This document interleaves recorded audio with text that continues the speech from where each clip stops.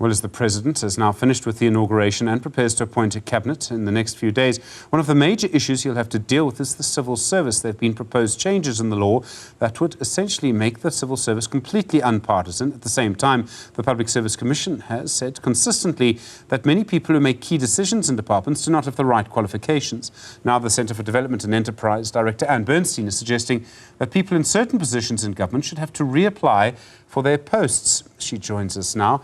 And good afternoon to you. What exactly are you suggesting? Hi, Stephen.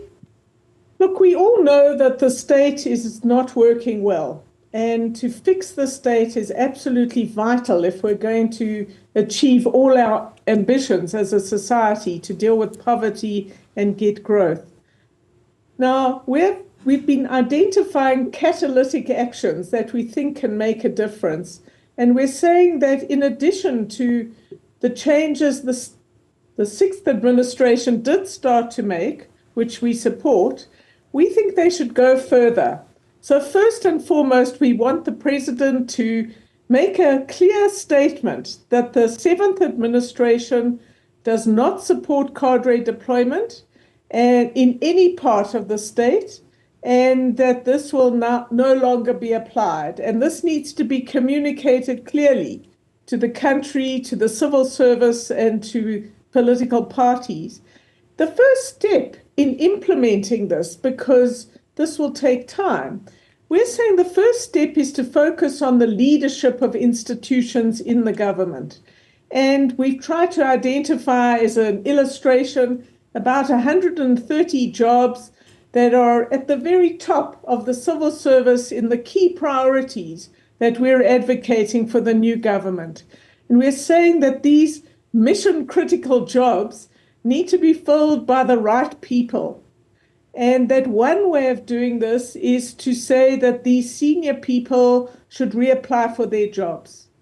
So we know this could be slightly disruptive, but what we have to get in order to achieve delivery is a team of people at the very top of government that are committed to reform and are competent and capable and have integrity. So that's the heart of the recommendations we're making. We have some others as well. And I mean, in the past, what we've seen in Operation Vulindlela, which involves the private sector, is maybe the best example of this, is that a government or a president will sort of bring in people to try and do something rather than actually making the people in government do it. Are you suggesting that this would mean that some people in government would lose their jobs because that's the only way to actually make this work? So instead of putting people on top all the time to try and get things done, you would actually force the people in the jobs to do them, essentially. Essentially, yes. Why should we pay twice as a society to get things done? So we need to get a much more effective public service that operates in the public interest. So yes, we are recommending that senior people reapply for their jobs, hopefully under new ministers who are also excellent, or at least competent and honest and hardworking. So people should reapply for their jobs. Many people will keep them at senior levels. We don't know. There's certainly some very competent, hardworking, committed civil servants. So a lot of people will keep their jobs, but we have to find a way of getting rid of people who are not fit to do the job. And in addition to this, we're saying that there are a lot of people who get suspended in the civil service at top levels.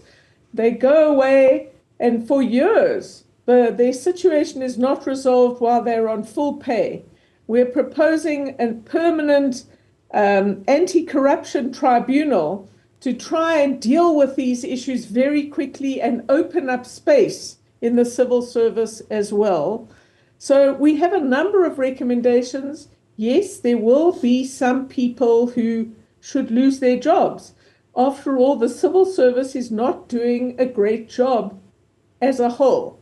So you've got to make some changes, and that's what we're suggesting in a fair way that gives people a chance. It also opens up space. Say you weren't a cadre sort of deployed person and you're in a middle management position. Well, if you can get rid of some senior people who are not performing, it provides opportunity for many people in the civil service who are committed, who are honest, and who could do a better job. Ann Bernstein, thank you. Executive Director at the Centre for Development and Enterprise. Really appreciate the time.